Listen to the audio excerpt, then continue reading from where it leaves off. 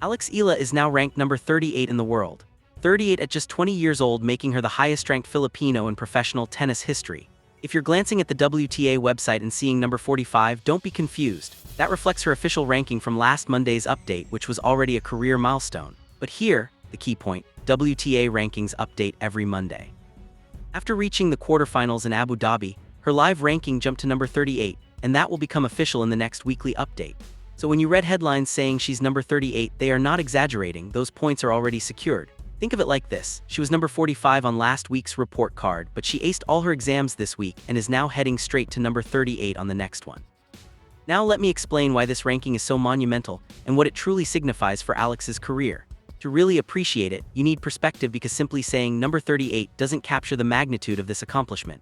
There are thousands of women pursuing professional tennis worldwide, all competing for a spot on the WTA ladder. The ranking system evaluates every player based on tournament results over the past year. Right now, there are only 37 women in the entire world ranked above Eala, just 37. And she has achieved this at just 20 years old, which means she likely has another decade of high-level tennis ahead of her. Most players don't even hit their peak until their mid-20s.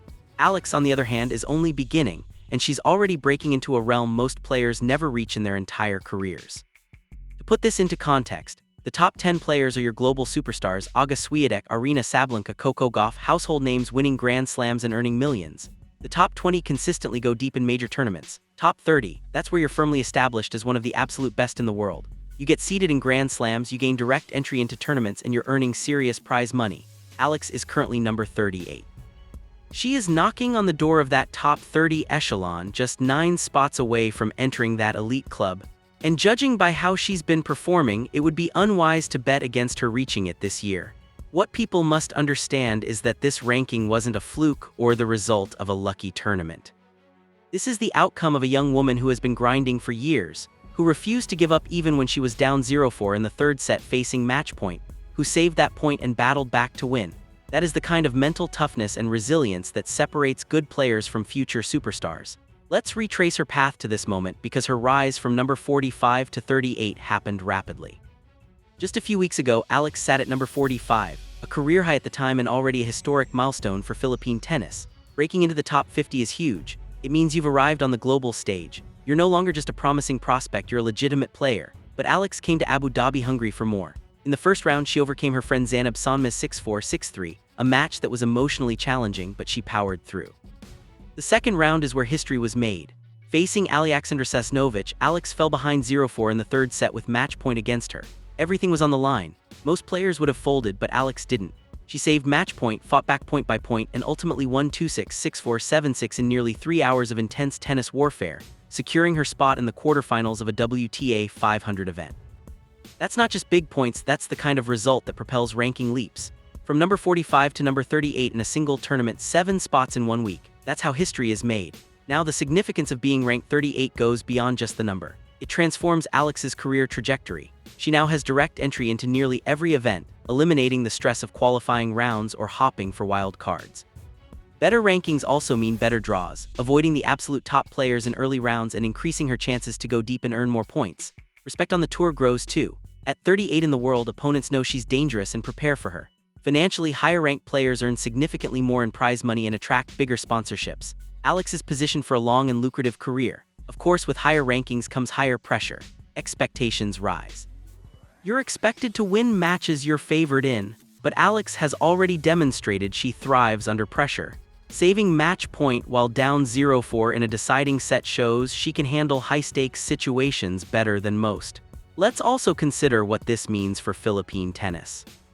Traditionally, tennis has been dominated by countries with extensive infrastructure, like the US, Russia, Spain, and France, nations with countless tennis academies, government funding, and a strong culture around the sport.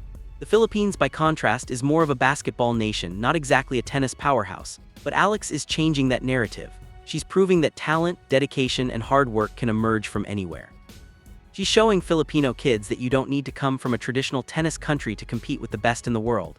When a young girl in Manila sees Alex ranked number 38 competing on the global stage, it expands what's possible in her imagination. That's legacy. That's far beyond rankings, it's inspiration for an entire generation. So what's next for Alex? The top 30 is within reach. She needs to move up just 9 more spots. Sure, the competition gets tougher as you climb, But this is a player who has just proven she can win from seemingly impossible positions, and she's only 20. She still has room to enhance her serve, net game, and consistency. Once all those elements click, she will be a formidable force. A deep run in Abu Dhabi, a quarterfinal victory over Sasnovich, and pushing to the semifinals could see her crack the top 35 in the next update. With a few more strong performances, even a solid Grand Slam run or a title could propel her into the top 30. At the pace she's climbing, she could hit that milestone before the French Open in May, maybe even sooner. Being in the top 30 guarantees entry into all tournaments, seeding at Grand Slams, and recognition as world-class talent without debate. Alex is ready for that stage. Consider this, just months ago her goal was to break the top 50, she did it. Then it was top 45, achieved. Now she's number 38 in live rankings, about to make it official, and she hasn't even won a WTA title yet.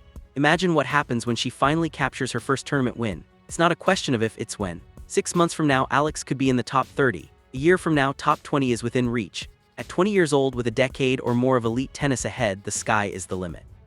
This is what makes Alex's journey so inspiring. Number 38 isn't the finish line, it's another milestone, another barrier broken, another record set. She's climbed from outside the top 100 to number 38 through sheer grit, talent, and an unwavering refusal to quit.